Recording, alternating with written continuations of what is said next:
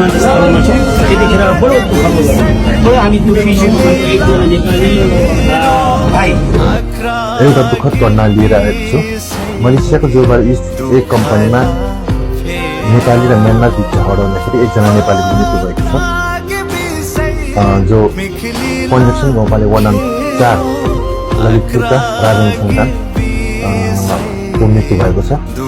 उहाँसँग 4 जना नेपाली, उहाँ लगायत 3 जना थियो भने त्यसै गरी म्यानमार तर्फका 3 जना थिए र उहाँहरूले चाहिँ चक्कु प्रहार गरेको कारणले गर्दाखेरि राजकुमार राजन साङको मृत्यु भएको छ।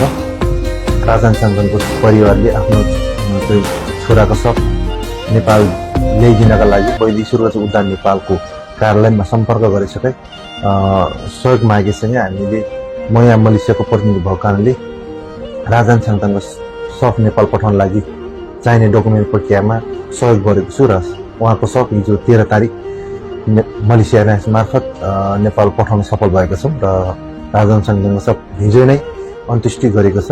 विशेष धन्यवाद नेपाल दूतावास मलेसियालाई। त्यसै गरी चाहिँ नेपालबाट कागजी प्रक्रियामा सहयोग गराउने ललितपुर पञ्चक्षण गाउँपालिका वार्ड नम्बर 4 का वडा कार्यालयलाई पनि विशेष धन्यवाद। चाहिँ एउटा नेपाली जो अब अकालमै मृत्यु भयो तर पनि